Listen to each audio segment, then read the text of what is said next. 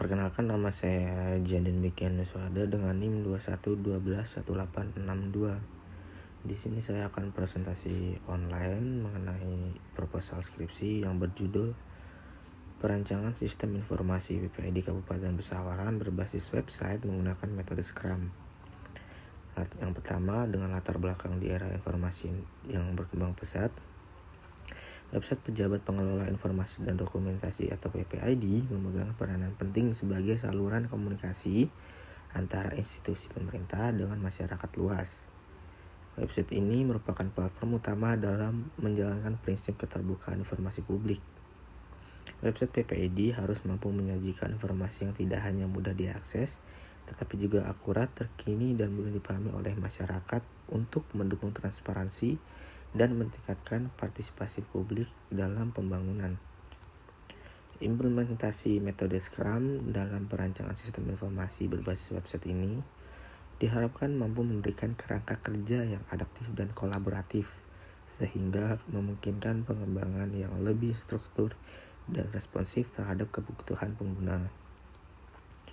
Metode ini juga diharapkan dapat mengoptimalkan sumber daya yang ada, meningkatkan keterlibatan tim, dan mempercepat proses penyajian hasil yang ada, dan pada akhirnya akan mendukung tercapainya tujuan transparansi dan keterbukaan informasi publik yang lebih baik.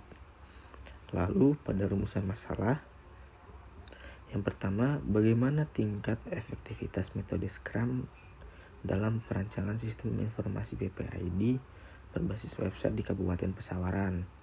Yang kedua, seberapa baik performa website PPID nantinya dalam menyajikan informasi yang akurat, terkini, dan mudah diakses oleh masyarakat. Yang ketiga, apa saja tantangan utama yang dihadapi dalam pengembangan desain website PPID yang responsif dan pengelolaan konten yang berkualitas. Lanjut untuk poin yang ketiga, tujuan masalah. Untuk tujuan masalahnya tersendiri, yang pertama, mengukur dan menganalisis efektivitas metode Scrum dalam perancangan sistem informasi PPID berbasis website di Kabupaten Pesawaran.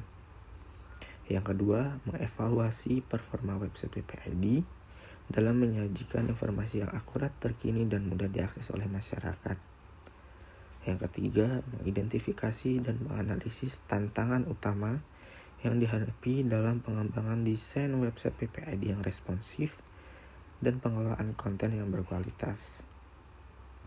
Yang keempat, menyusun rekomendasi perbaikan berdasarkan hasil evaluasi dan analisis yang dilakukan untuk meningkatkan efisiensi, efektivitas, dan kualitas layanan informasi kepada masyarakat. Lanjut pada poin metrik literatur review. Saya akan memberikan satu contoh saja. Yang pertama, dengan judul penelitian peranan PPID dalam pelayanan informasi publik di Dinas Kominfo Karawang, dengan nama penulis Muh Raihan Yuda Eka Priyasta, dengan tahun publikasi tahun 2024. Lalu hasil penelitiannya yaitu peran PPID Kabupaten Karawang dalam pelayanan informasi publik melalui media yang berkualitas. Website digunakan untuk dokumen yang lengkap, sementara media sosial digunakan sebagai media informasi singkat dan komunikasi dua arah. Lanjut pada perbandingan penelitian, memiliki perbandingan yaitu melakukan analisis peranan PPID Karawang, bukan membuat ulang website PPID-nya. Metode yang digunakan kualitatif dengan pendekatan analisis deskriptif, bukan menggunakan metode Scrum. Lanjut pada alur penelitian. Yang pertama, tahapan perumusan masalah. Yang kedua, ada studi literatur. Yang ketiga, tahap masuk pada analisa kebutuhan. Yang keempat, selanjutnya memasuki metode Scrum, yang dimana metode Scrum sendiri memiliki beberapa proses, yaitu yang pertama, menentukan produk backlog. Yang kedua, lanjut melakukan sprint dengan rincian sprint. Yang pertama, sprint planning dari Scrum, sprint review, sprint retrospektif, dan jika dirasa sprint belum selesai, maka nanti masuk ke tahap maintenance atau pemeliharaan sistem, dan jika dirasa sistemnya sudah optimal, maka akan masuk ke tahapan sprint dari awal, yaitu sprint planning dan selanjutnya. Dan jika dirasa sistem belum optimal dan terdapat kekurangan, maka nanti akan masuk ke tahapan penentuan produk backlog lagi, lalu masuk ke sprint selanjutnya.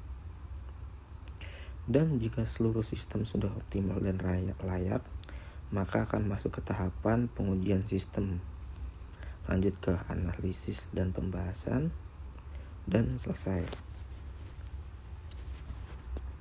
Masuk pada poin terakhir, yaitu jadwal kegiatan.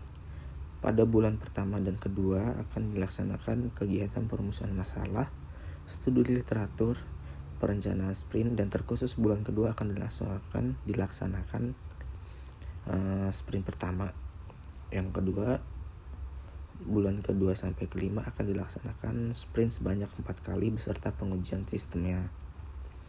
Pada bulan keempat dan 5 akan dilaksanakan juga analisis dan pembahasan beserta penulisan laporan pada bulan kelima.